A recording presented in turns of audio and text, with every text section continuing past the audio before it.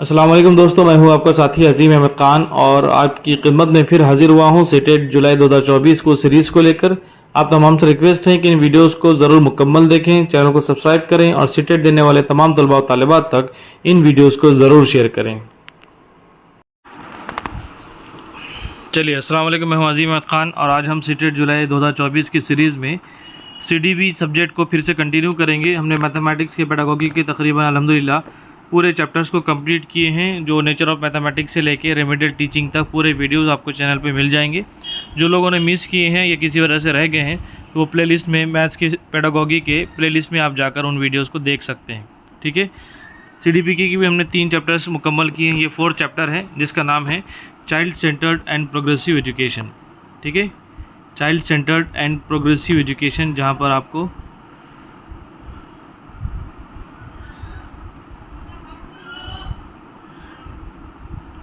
Okay चलिए, chapter का नाम है child centre and progressive education. आमतौर पे चाइल्ड सेंटर हम बार बार अपने D.Ed में B.Ed में सुनते आ रहे हैं कि चाइल्ड सेंटर एजुकेशन है, जिसमें उर्दू के अंदर हम जिन अल्फाज का इस्तेमाल करते हैं वो तुलबा मरकूज़, इन अल्फाज का हम इस्तेमाल करते हैं कि आज की तालीम तालिब इल्म मरकूज़ हैं, चाइल्ड सेंटर्ड है। साथ ही साथ प्रोग्रेसिव एजुकेशन हमारा जारी व सारी है। ठीक है, तरक्की पर मबनी तालीम हमारी जारी है।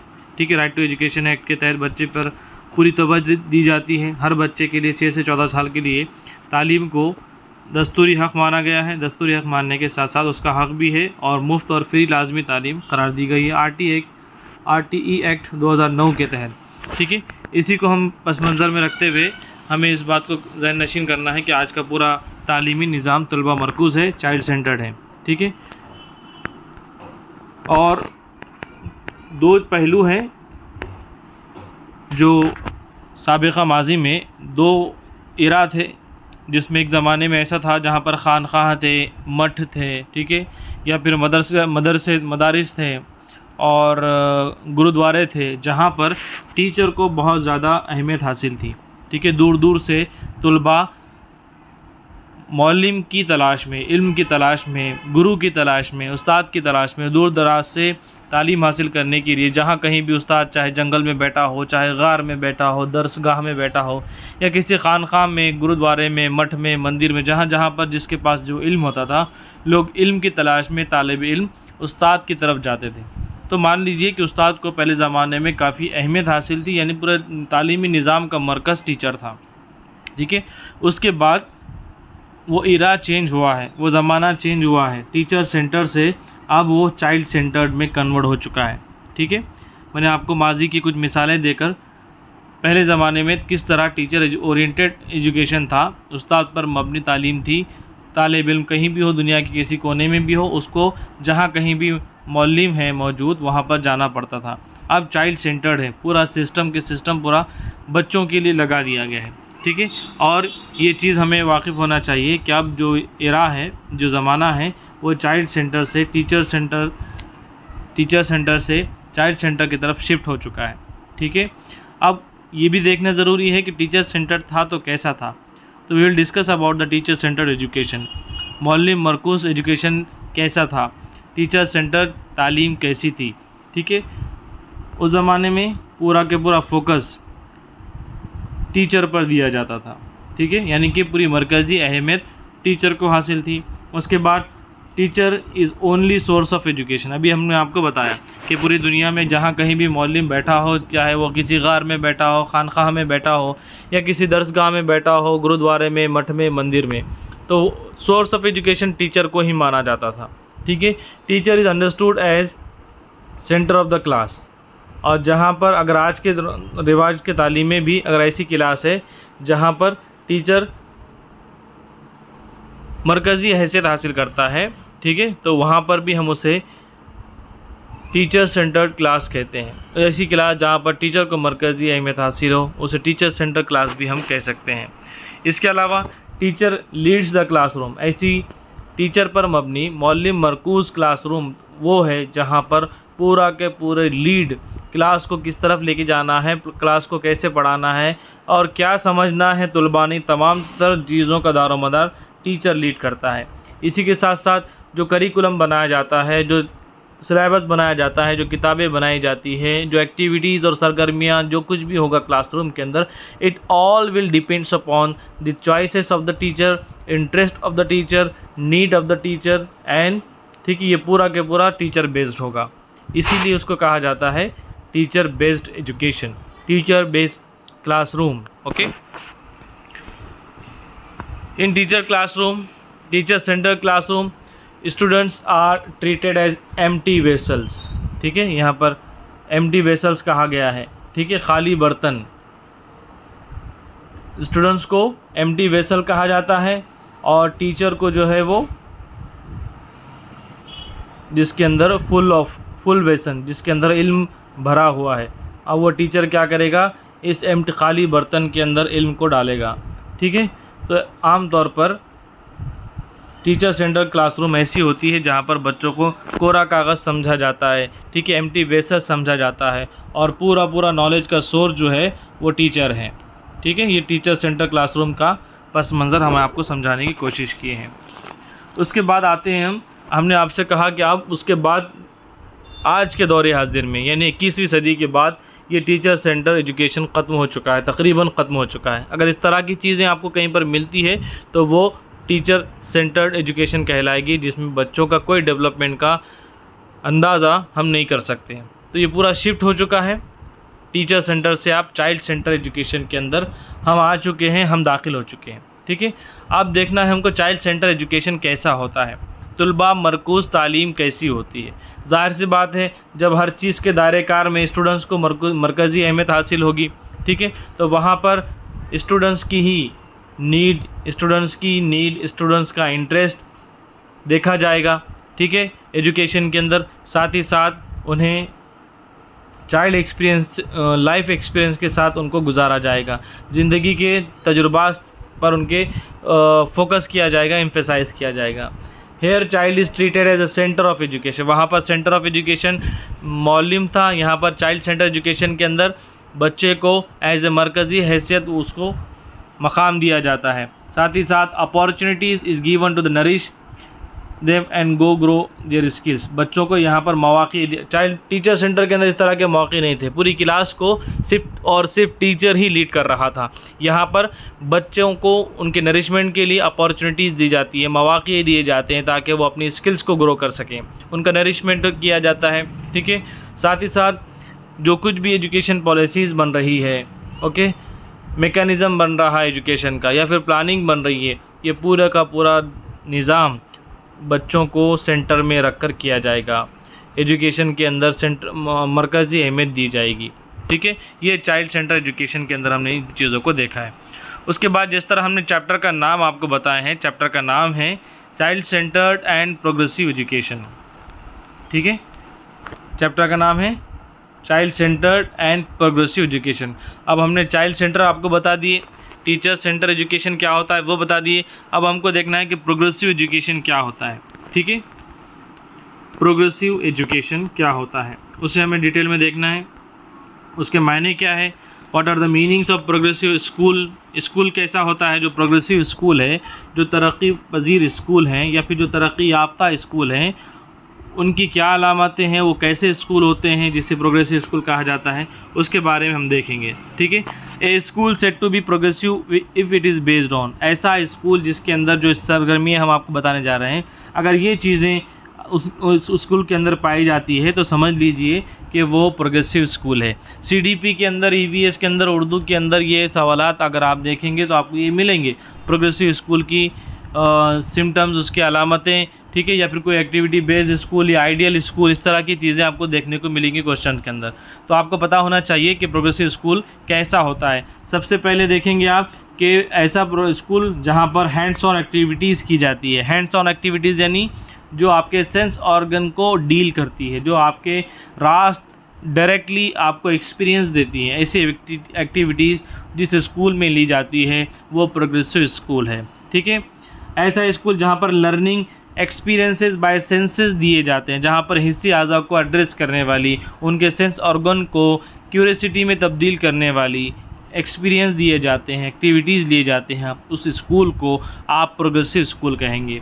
ठीक है। ऐसा स्कूल जहाँ पर लाइफ स्किल दिए जाते हैं, सोशल स्किल्स दिए जाते हैं। लाइफ स्किल और सोशल स्किल से क्या मुराद है? लाइफ स्किल उसे कहते हैं जो बच्चों की डे टू डे लाइफ में, उनके प्रॉब्लम सॉल्व होने में, उनके मसाइल के हल में उनको कारआमद साबित हो। ऐसी स्किल्स को लाइफ स्किल्स कहते हैं। सोशल स्किल किसे कहते हैं? ऐसी स्किल जो समाज में रहने के काबिल बच्चों को बनाते हैं, जो सोशल इंटरेक्शन के लिए बच्चों को अच्छा शहरी बनाते हैं। उस तरह की एबिलिटीज़ को क्रिएट करना सोशल स्किल कहलाता है। साथ ही साथ ऐसा स्कूल जहाँ पर लाइफ लॉन्ग ड्यूरेशन की स्किल सिखाए। ऐसा नहीं हो कि वो टेक्सचुअल बेस्ड हो और ऐसी स्किल जो सिर्फ स्कूल के हद तक हो, क्लासरूम के हद तक हो। ऐसी स्किल, ऐसी महारतों से बच्चों को गुजारा जाएगा जहाँ पर बच्चे ज़िंदगी भर उन स्किल से, उन महारतों से इस्तेफ़ादा हासिल करते रहेंगे। ऐसा स्कूल जहाँ पर कोऑपरेटिव लर्निंग की तालीम दी जाती हो। ठीक है, कोऑपरेटिव लर्निंग यानी बाहमी रब्त के ज़रिए सोशल कोलैबोरेशन की तालीम दी जाती हो, जहाँ पर इत्तेहाद का, डेमोक्रेसी का, कोऑपरेशन का दर्स दिया जाता हो। ऐसी एक्टिविटीज़ से उनको रोशनास कराया जाता है जहाँ पर इस तरह की एक्टिविटीज़ उसके अंदर डेवलप हों। ऐसे इस तरह के स्कूल को हम प्रोग्रेसिव स्कूल कहेंगे। It is based on it is not only depend upon the text book only. ठीक है, यहाँ पर फिर आपको करेक्शन करना पड़ेगा कि it's not based on text book only. ये ऐसी स्कूल है जो सिर्फ़ और सिर्फ दरसी किताबों पर मबनी तालीम नहीं देगा। किताबों से बाहर, out of the box, real life से जोड़ कर एजुकेशन दिए जाएंगे, एक्टिविटीज़ के ज़रिए, फील्ड ट्रिप के ज़रिए, प्रोजेक्ट्स के ज़रिए। ठीक है, इस तरह के स्कूल को हम प्रोग्रेसिव स्कूल कहेंगे। साथ ही साथ ऐसा स्कूल जहाँ पे डेमोक्रेटिक क्लासरूम्स हो। डेमोक्रेटिक क्लासरूम्स हम किसे कहते हैं, ये हमने पिछले सब्जेक्ट्स में देखा है। ठीक है, ऐसा स्कूल जहाँ पर बच्चे अपने आप को एक्सप्रेस करने के मौके मिलते हो, सबको लीड करने के मौके मिलते हो। ठीक है, अपने जज्बात का, अपने ख्यालात का, अपने एहसासात का मौके जहाँ पर मिलते हो, इस तरह के क्लासरूम्स को हम डेमोक्रेटिक क्लासरूम्स कहेंगे। और जहाँ पर डेमोक्रेटिक क्लासरूम्स हैं, हम उसे प्रोग्रेसिव स्कूल या प्रोग्रेसिव क्लासरूम कहेंगे। समझ में आया? Are you getting my points? जी सर। चलिए, यस सर। उसके बाद आपको देखना है कि अभी हम जो डिस्कस कर रहे हैं child centre and progressive classroom, उसी के अंदर हमको देखना है कि let's see the different psychologist and their views on child centre and progressive education. जो चैप्टर का नाम है चाइल्ड सेंटर और प्रोग्रेसिव एजुकेशन, इसके ऊपर मुख्तलिफ साइकोलॉजिस्ट क्या कहते हैं। सबसे पहले हमें देखना है फादर ऑफ प्रोग्रेसिव एजुकेशन के बारे में। ठीक है, फादर ऑफ प्रोग्रेसिव एजुकेशन किसे कहते हैं? ठीक है, फादर ऑफ प्रोग्रेसिव एजुकेशन कहते हैं, याद रखिए, जॉन डेवी को। अब ये सवाल आपके जहन में नहीं आना चाहिए कि प्रोग्रेसिव एजुकेशन क्या है। अभी हमने आपको बता दिया प्रोग्रेसिव क्लासरूम, प्रोग्रेसिव स्कूल कैसा होता है। ठीक है, आप जॉन डेवी के अपने CDP के अंदर थ्योरी भी अगर आपने पढ़े हैं तो जॉन डेवी को लर्निंग बाय डूइंग के नाम से जाना जाता है। याद आया मिसबा?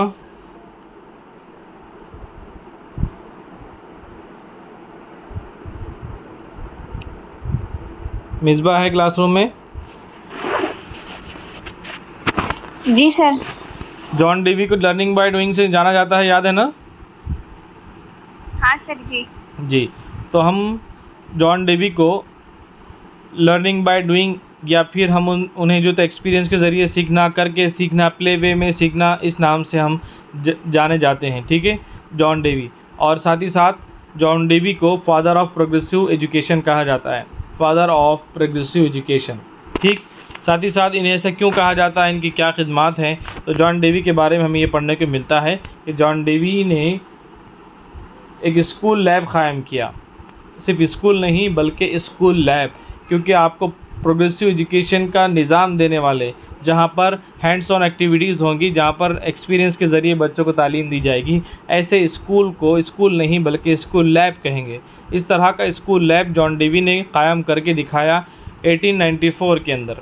ठीक है, उसके बाद जॉन डेवी का जो प्रिंसिपल है, जो उसूल है, ये पूरे साइकोलॉजी के अंदर, चाइल्ड साइकोलॉजी के अंदर, CDP के अंदर आपको देखने को मिलेगा। वो मशहूर है, यही प्रिंसिपल है learning by doing. Okay, learning by doing के नाम से। उसके बाद है उन्होंने जिस चीज़ के ऊपर फोकस किया, अभी हमने डेमोक्रेटिक माहौल को तज़किरा किया है, उसके ऊपर डिस्कशन किए। तो जॉन डीवी भी उसी चीज़ के ऊपर फोकस करते हैं, creation of democratic environment in the classroom so that the students can express themselves and can take part in learning process. John Dewey का कहना भी यही है कि क्लासरूम डेमोक्रेटिक होना चाहिए, जहाँ पर बच्चे अपने आप को एक्सप्रेस कर सके और लर्निंग प्रोसेस के अंदर खुलकर शामिल हो सके। ठीक है, लर्निंग बाय डूइंग, अब इसको याद रखेंगे जॉन डीवी के बारे में। ठीक है, और ख़ास तौर पे जॉन डीवी ने जिन चीज़ों को मेंशन किया है, जॉन डीवी कहते हैं कि हर टीचर को बच्चों के हेड और हार्ट को ख़ास तौर पे एड्रेस करना चाहिए, केयर करना चाहिए। ठीक है, एड्रेस करना चाहिए, केयर करना चाहिए टीचिंग लर्निंग प्रोसेस के दौरान। ठीक है, यानी उसका मतलब ये है कि बच्चा दिमागी तौर पर भी क्लासरूम में होना चाहिए और दिल भी उसका क्लासरूम में होना चाहिए। ऐसा नहीं होना चाहिए कि क्लासरूम में वो फिज़िकली बैठा हुआ है लेकिन उसका दिल कहीं और गार्डन में घूम रहा है। ठीक है, दिल भी और दिमाग भी, दिल लगाकर बच्चे का एजुकेशन, जब दिल और दिमाग दोनों मिलकर किसी एक्टिविटी में पार्टिसिपेट करेंगे, एजुकेशन के अंदर हिस्सा लेंगे, तो वो उसकी लर्निंग पॉजिटिव होगी, उसका लर्निंग कामयाब होगा। ठीक है, उसके बाद है it was the revolution shift from the teacher centre to the child centre, क्योंकि हमने आपसे कहा कि प्रोग्रेसिव एजुकेशन चाइल्ड सेंटर है, क्योंकि यहाँ पर लर्निंग बाय डूइंग को फोकस दिया जा रहा था, यहाँ पर टीचर सेंटर का तस्वुर यहाँ पर ख़त्म हो जाता है। तो जॉन डीवी के बाद से ही एक इरा, एक ज़माना, एक रिवोल्यूशन आया, एक इनकलाब पैदा हुआ। ठीक है, एक बड़ा चेंज हुआ जिसमें टीचर सेंटर से आपको एजुकेशन सिस्टम चाइल्ड सेंटर में तब्दील होता हुआ नज़र आएगा। Okay, it was a revolution shift from teacher centre to child centre, ये आपने देखा जॉन डीवी के बारे में। ठीक है, नेक्स्ट है साइकोलॉजिस्ट, मशहूर हैं ये भी, जिसे उर्दू में भी हम रोसो कहते हैं। डीएड में और बीएड में आपने इन चीज़ों को देखे होंगे। ठीक है, अब रोसो क्या कहते हैं, जिस सबक के बारे में हम मालूमात हासिल कर रहे हैं उस सबक का उन्वान हमारे जहन में होना चाहिए जिस टॉपिक पर हम बात कर रहे हैं। रोसो चाइल्ड सेंटर और प्रोग्रेसिव एजुकेशन के बारे में क्या कहते हैं, उनका बड़ा कंट्रीब्यूशन है एजुकेशन के अंदर। ठीक है, उनके जो उसूल हैं, प्रिंसिपल्स हैं, वो हमें देखने को मिलते हैं नॉवेल इमाइल के अंदर। ठीक है, उन्होंने अपने पूरे प्रिंसिपल को नॉवेल इमाइल नामी बुक के अंदर इन चीज़ों को रखा है। जितना भी कंट्रीब्यूशन है इन चीज़ों के अंदर हमको मिल जाएगा रोसो का।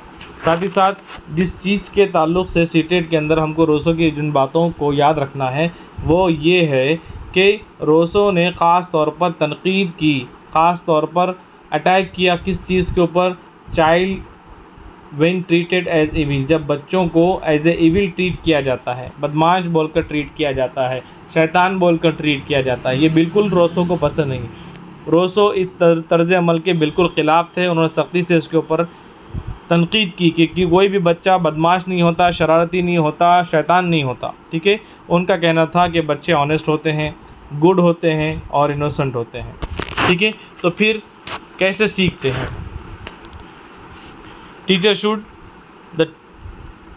Teach the things according to the students mental abilities. ये सुबह में मॉर्निंग के अंदर भी हमने ऑफलाइन पीरियड में आपको बताया कि रोसो का कहना था कि कोई भी ऐसी चीज़ जो बच्चे के मेंटल एबिलिटीज़ से ज़्यादा हो, बड़ी हो, ये नहीं टीच करना चाहिए, पढ़ाना नहीं चाहिए, बल्कि फिर कैसा पढ़ाना चाहिए, ऐसी चीज़ें ही बच्चों को पढ़ाना चाहिए जो उनके मेंटल एबिलिटीज़ से मैच करती हो। ओके, ये रोसो के बारे में आप क्या याद रखेंगे, 2-3 चीज़ें ही इसके अंदर आपको याद रखना है। किताबों में इससे अलावा भी आपका कंटेंट मिल जाएगा, लेकिन की पॉइंट के ज़रिए हम आपको समझाने की कोशिश कर रहे हैं। रोसो के बाद हैं kindergarten man Friedrich Froebel. Friedrich को किंडरगार्टन मैन भी कहा जाता है because he was a founder of kindergarten. ठीक है, फ्रेडरिच फ्रोबेल ये भी एक साइकोलॉजिकल साइड फ़िलासफ़र हैं। ठीक है, फ्रेडरिच फ्रोबेल काफ़ी मशहूर हैं, मुख्तलिफ़ नज़रियात आपको सीटेट के अंदर, सीडीपी के अंदर इनके देखने को मिलेंगे। वो फाउंडर हैं किंडरगार्टन के, उन्होंने पहला किंडरगार्टन बनाया था जर्मनी के अंदर। ठीक है, इस बिलीव के साथ, इस उसूल के साथ कि जो बच्चे हैं लिटिल वंस वो मेरे ग्रो करेंगे, नशोनुमा होगी उनकी फूलों की तरह, ब्लॉसम्स की तरह। ठीक है, जिस तरह जॉन डेवी ने लर्निंग बाय डूइंग के ऊपर एम्फेसाइज़ किया, फोकस किया, तो यहाँ पर फ्रोबेल ने भी जिस चीज़ के ऊपर फोकस किया वो है प्ले वे लर्निंग। खेल खेल में तालीम को फ्रोबेल ने फोकस किया। ओके, उसके बाद है उनका कहना था कि प्लेवे मेथड यूज़ किया जाना चाहिए। किंडरगार्टन अगर आप यूट्यूब पर डालकर देखेंगे, कुछ चीज़ें ऐसी होती हैं जो टेक्स्ट में आपको नहीं समझाई जा सकती, इसलिए सीटेट के अंदर, सीडीपी के अंदर कुछ चीज़ें जैसे किंडरगार्टन है, मॉन्टेसरी हैं, इस तरह की जो चीज़ें हैं आप यूट्यूब पर देख लिया करें, तो आपका बिल्कुल तसव्वुर वाज़ेह हो जाएगा कि ये किस तरह के स्कूल्स होते हैं और ये किन प्रिंसिपल के ऊपर चलते हैं। तो किंडरगार्टन के ताल्लुक से भी आप नोट डाउन कर दीजिए कि आपको यूट्यूब पे ऊपर किंडरगार्टन देखना है। जो चीज़ आप वीडियो देखेंगे आप मुझे व्हाट्सअप पे डालिए कि सर हमने ये वीडियो देखे हैं, ठीक है, तो हम उसके ऊपर फिर से इंशाल्लाह डिस्कस करेंगे।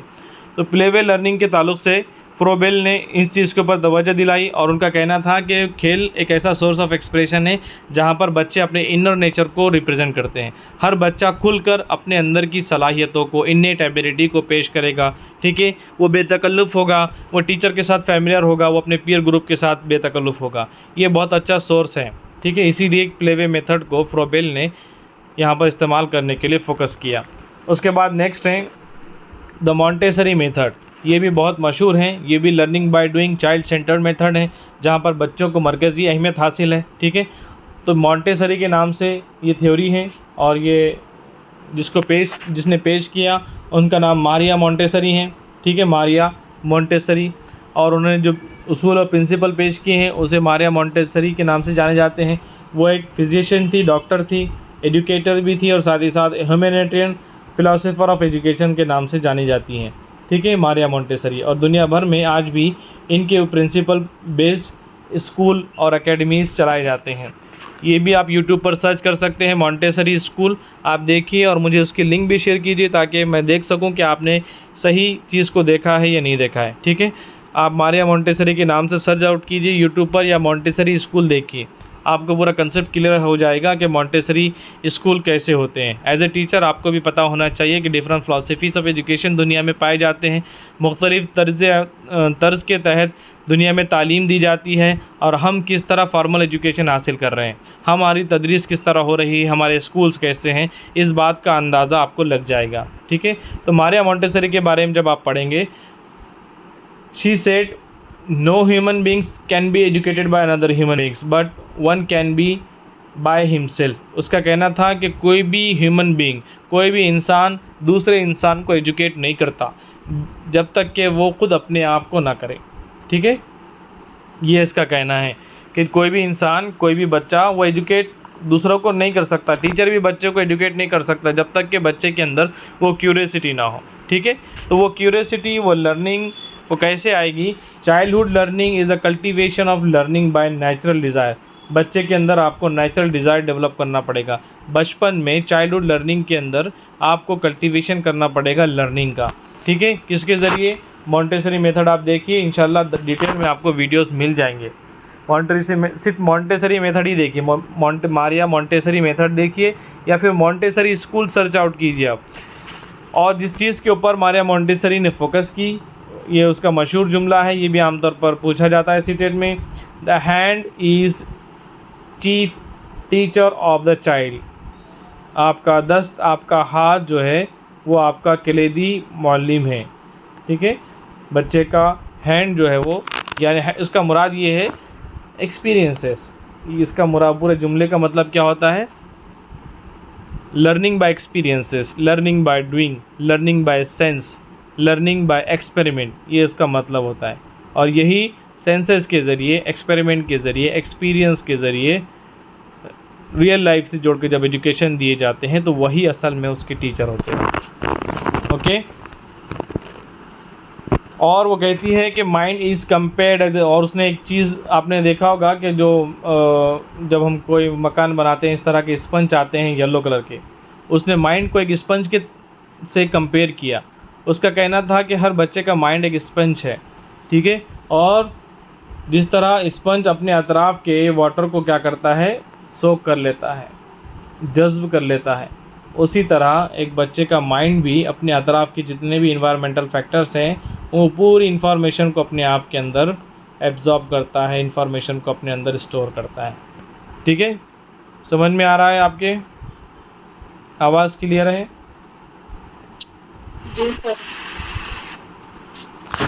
उसके बाद आपको देखना है नेक्स्ट टॉपिक इसी के अंदर चाइल्ड सेंटर्ड के अंदर बायपोलर एजुकेशन। ठीक है, बायपोलर, बाय का मतलब होता है टू, पोलर का मतलब पोल्स। ठीक है, बायपोलर एजुकेशन क्या है, बहुत आसान अल्फाज में मैं आपको समझाने की कोशिश कर रहा हूँ। दो पोल जो बायपोलर यहाँ पे हेडिंग बनी हुई है उसमें दो चीज़ें वाज़े हमने आपको बता दी हैं। पहला पोल है चाइल्ड, दूसरा है टीचर। ये दो पोल से मिलकर बनता है एजुकेशन, इसी को बायपोलर एजुकेशन कहते हैं। ठीक है, ये बायपोलर एजुकेशन का जो कंसेप्ट है वो किसने पेश किया? एडम ने पेश किया। He was also educational psychiatrist, educational philosopher. Adam की बुक का नाम है इवोल्यूशन ऑफ एजुकेशन, तालीम का इनकलाब। उसी के अंदर उन्होंने पेश किया है। ठीक है, उसके अंदर उन्होंने कहा है कि one person is acting another person to modify the development of another, कि एक पर्सन दूसरे पर्सन के ऊपर एक्ट करता है, इन्फ्लुएंस करता है। किस लिए इन्फ्लुएंस करता है? ताकि दूसरे का मॉडिफिकेशन हो, दूसरे का डेवलपमेंट हो। इसी तरह ये बायपोलर, यहाँ पर जो इसी का मतलब यही अक्स किया जाता है कि जो बात कही जा रही है वन पर्सन इज़ एक्टेड, यानी कि टीचर क्या करता है? एक्ट करता है किसके ऊपर? अनदर पर्सन कौन है यहाँ पर? चाइल्ड है, स्टूडेंट है। तो one person is acting on another person for the development to modify himself. Okay, और ये इसी चीज़ को हम यहाँ पर एजुकेशन कहते हैं। ठीक है,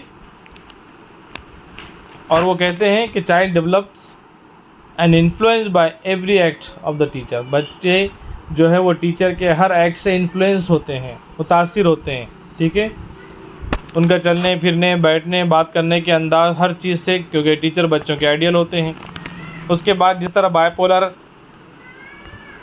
एजुकेशन आपने देखा, उसी तरह सेम है ट्राइपोलर प्रोसेस ऑफ एजुकेशन। ठीक है, तो यहाँ पर दो चीज़ें तो लाजमी रहेंगी जो ऊपर हमने देख लिए बायपोलर में, एक स्टूडेंट और टीचर। ठीक है, तो फिर एक ट्रायंगल आपके सामने है, एक रहेंगे टीचर, दूसरे रहेंगे स्टूडेंट और तीसरे रहेंगे करिकुलम। ठीक है, करिकुलम में क्या आ जाएंगे? बच्चों का लर्निंग एक्सपीरियंस आएंगे, और ये तीनों को मिलाकर ही एजुकेशन बनता है। ये तीन पोल आपको नज़र आ रहे हैं, इसी को हम ट्राइपोलर कहते हैं। ठीक है, education is based on teacher, student and curriculum. Curriculum includes experiences, ठीक है, सब्जेक्ट्स एंड ऑल। और ये जो ट्राइपोलर एजुकेशन है, क्योंकि एक्सपीरियंस की बात कही है हमने आपके सामने, तो ये जो experience learning by doing principle के ऊपर बेस्ड है ट्राइपोलर। और हम जानते हैं कि लर्निंग बाय डूइंग का जहाँ पर भी तज़किरा आएगा वो जॉन डेवी के नाम पे जाएगा। तो ट्राइपोलर एजुकेशन ये भी बेस्ड है लर्निंग बाय डूइंग के जॉन डेवी के प्रिंसिपल के ऊपर। ठीक है, जिसमें तीन चीज़ें शामिल है, पहले हैं स्टूडेंट, दूसरे हैं टीचर और तीसरा है करिकुलम, को curriculum activities, learning experience. Okay, समझ में आया? ये पूरा आपका चैप्टर कंप्लीट हुआ। इसी के साथ दो छोटे नुकात हैं, वो भी आप देख लीजिए जो हम रोज़ाना डिस्कस करते हैं। Types of education,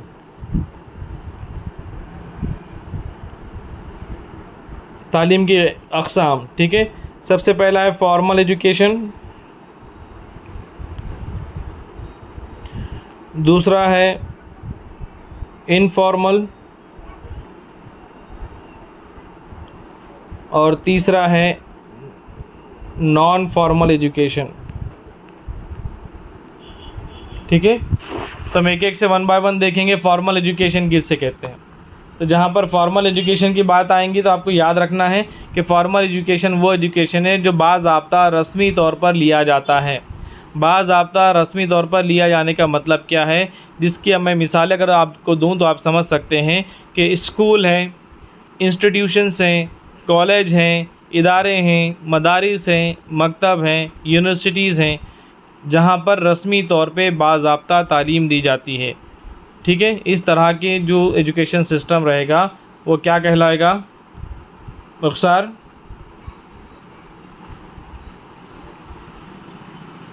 formal education. ठीक है, इनफॉर्मल एजुकेशन किसे कहेंगे? गैर रस्मी तालीम। ठीक है, इनफॉर्मल एजुकेशन को उर्दू में कहते हैं गैर रस्मी तालीम। और फॉर्मल एजुकेशन का मतलब होता है रस्मी तालीम। गैर रस्मी तालीम क्या है? गैर रस्मी तालीम से मुराद आप बिल्कुल फॉर्मल एजुकेशन से बरक्स आप सोचिए। फॉर्मल एजुकेशन बच्चा क्या कर रहा था? स्कूल से सीख रहा है, कॉलेज से सीख रहा है, टीचर से सीख रहा है, किसी एकेडमी में जा रहा है, क्लासेस ज्वाइन करता है, ये सब फॉर्मल एजुकेशन है। ठीक है।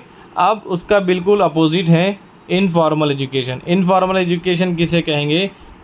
जो बिल्कुल गैर रस्मी होती है। गैर रस्मी के अंदर बहुत सारे टूल्स हो सकते हैं, एक्टिविटीज़ हो सकते हैं, जैसे फील्ड ट्रिप है। ठीक है, वो अपने फैमिली के ज़रिए सीख सकता है, वो अपने पेरेंट्स के ज़रिए सीखता है, वो अपने मेंटर के ज़रिए अपने पीयर ग्रुप के ज़रिए सीखता है, खेल खेल में सीखता है, एक्टिविटीज़ के ज़रिए सीखता है।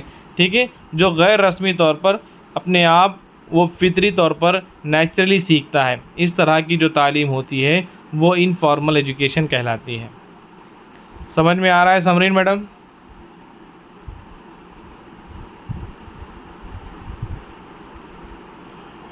सानिया मैडम आप हैं क्लास में? जी सर। ओके। Informal education. अब तीसरा जो टर्म है वो है नॉन फॉर्मल। नॉन फॉर्मल किसे कहते हैं? ठीक है, नॉन फॉर्मल उसे कहते हैं जो रस्मी नहीं है और गैर रस्मी भी नहीं है। ठीक है, वो सीधा सीधा आपके स्कूल कॉलेज जो बाज़ाब्ता जो चलते हैं, रेगुलर जो चलते हैं, वहाँ से तालीम हासिल नहीं कर रहा है। ठीक है, इनफॉर्मल गैर रस्मी है, यानी कि अपने पीयर ग्रुप से, फैमिली मेम्बर से, इन्वायरमेंटल फैक्टर से सीख रही है, ऐसा भी नहीं है। नॉन फॉर्मल एजुकेशन उसे कहते हैं, आम तौर पे हमारी ज़ुबानों पर होता है और इस्तेमाल भी किया जाता है, वो है डिस्टेंस एजुकेशन। ओके, फासलाती तालीम उसे हम कह सकते हैं। नॉन फॉर्मल एजुकेशन को फासलाती तालीम हम कह सकते हैं, डिस्टेंस एजुकेशन हम कह सकते हैं, वोकेशनल ट्रेनिंग हम कह सकते हैं, वोकेशनल कैंप उसके अंदर होते हैं, सर्टिफिकेट कोर्सेज होते हैं जो वक्तन जुज़वी वक्ती होते हैं। उन तमाम चीज़ों को हम नॉन फॉर्मल एजुकेशन कहेंगे। समझ में आया सभी को? Yes sir. ओके, तो चलिए पूरा चैप्टर हमने आपका कंप्लीट किए हैं। चैप्टर का नाम था child centre and progressive education. ठीक है, आई होप कि आपको सबको समझ में आया होगा। आप तमाम से रिक्वेस्ट है कि इन तमाम वीडियोस को जो आप देख रहे हैं, क्लास अटेंड कर रहे हैं, दूसरों को भी इनवाइट कीजिए। जो लोग घर में हैं और इन चीज़ों की ज़रूरत महसूस करते हैं, उन तक भी इन चीज़ों को अपनी ज़िम्मेदारी समझते हुए शेयर कीजिए। ठीक है, आज के दिन इतना काफ़ी है। जज़ाकल्लाह खैर, शुक्रिया।